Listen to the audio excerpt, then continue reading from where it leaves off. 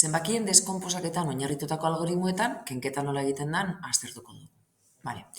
Importantea da, hiru jarri ditugu, kenketa badakigu lehen hezkuntzan eragiketa zaila izaten dela, gogorra izaten dela, eta azpimarratu nahi dugu, idatzizko algoritmoa egiterako orduan, hasierakoetan importantea izango dela, geratzen egin nahi dugun kenketaren eredua alboan materialekin adieraztea. Materialekin adieraziko bagenu bezala. Hau da, 36a adieraziko genuke 3 marrarekin eta gero 6 batekorekin. Orduan, jakin lehenengo eragiketak horrela egingo ditugula, kopuruak adierazita. Algoritmo honetan berriz ere ez dugu 36a 3 eta 6 bezala ulertzen, baizik eta 30 eta 6 bezala. Eta 14a ulertzen dugu 10 eta 4 bezala.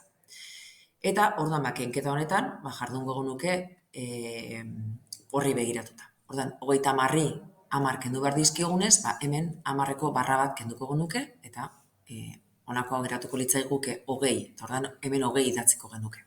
Eta gero, 6 bateko hori, 4 bateko kendu behar dizkiogunez, hemen fizikoki egiten ari garena ulertzen laguntzen digun eredu honetan fizikoki egingo genuke, eta gero idatziko genuke 6 4 kenduta 2 geratzen zaizkigula.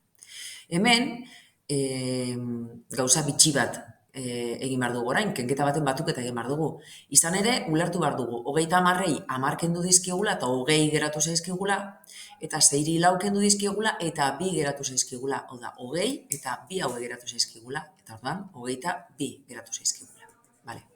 Behin materialekin jardun eta gero, pixkat materialak ahaztu, materialen laguntza erabili gabe jarduteko moduan gaudenean, honela egingo genuke, atzera pentsatuz.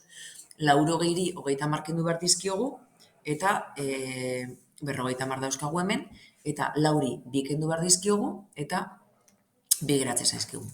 80-ri 30 kendu eta 50 geratu zaigu, eta 4-ri 2 kendu eta 2, eta orduan 2 hauek geratu zaizkigunez, emaitza 52 izango litzateke. Kenketa hau izango litzake tradizionalki burukoarekin egiteko horietakoa dela esango genuken eredu bat. Ordan, hemen ere, badakigu paketeak desegiten eta jardun izan dugula, eta hemen ere berdintxu ikusiko dugu. Hau da, 127, 20ko paketea desegingo dugu, eta hemen 10 geratuko zaizkigu, eta hemen 7 beharrean 17 eukitzera pasatuko gara. Hemen, ari gara nolabait esateko, 27 zenbakiari onartzen, badirela 2 10eko eta 7 bateko, baina baita ere, 10eko bat eta 17 bateko dauzkagula. Horrek, erakusten du zenbakien malgutasuna, kopuruen malgutasuna, eta hori lehen hezkuntzan asko praktikatu beharreteko kontua izaten da. Edozu modutan ere, kenketa egiteko moduan egongo ginateke. 100-ri hemen ez daukagu zer kendu, eta beraz 100ak geratzen zaizkigu.